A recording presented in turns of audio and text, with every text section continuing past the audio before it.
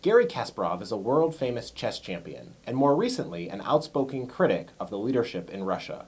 He is visiting Heritage to deliver a speech on why Vladimir Putin is immune to the U.S. reset strategy.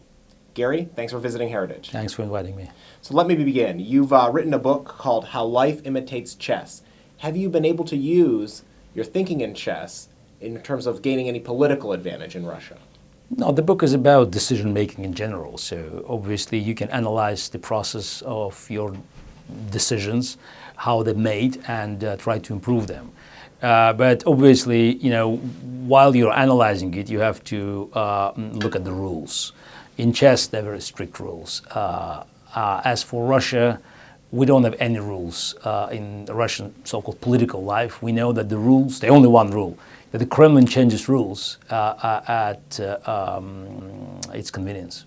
What can U.S. and Western democracies do to bring corruption in Russia more to the forefront, or perhaps to an end even?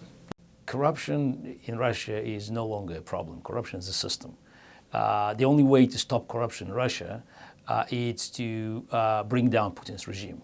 Because without corruption as an institution, the regime will not survive.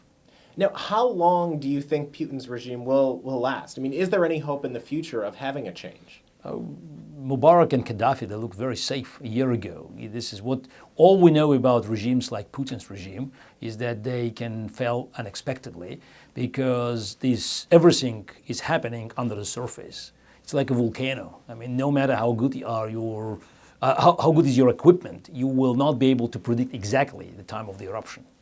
What can be done to help advance the cause of freedom in Russia? I mean, you have a situation where you have state control of the news, you have problems with elections. No, we don't have problems with elections. We don't have elections. Let's be more specific. Let's not mislead people talking about elections as a process in Russia.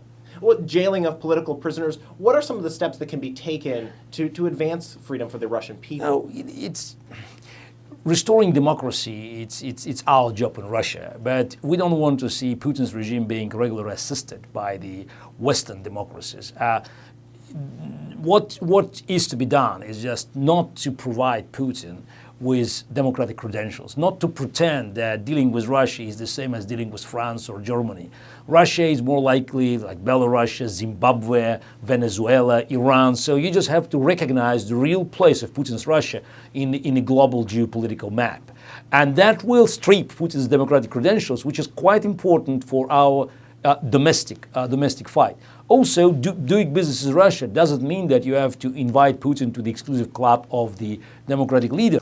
Now, under this U.S. administration, do you feel that we're taking the wrong steps then with Russia?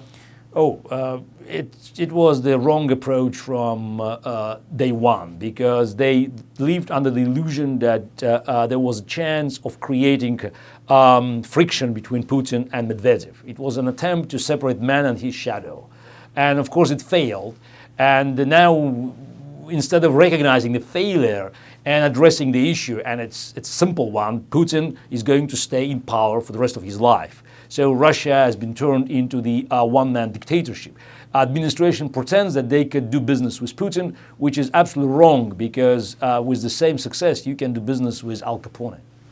And finally, do you have any hope, given what you've seen with the Arab Spring, that there may be change coming in Russia? I think the change is inevitable. It's the regime is highly unstable. It depends very much on the high oil prices, on the overall geopolitical situation. But we could see that the trend that was so favorable for Putin, Ahmadinejad, Chavez, and other dictators in the first decade of the 21st century, this trend, if not has been changed already, it's changing.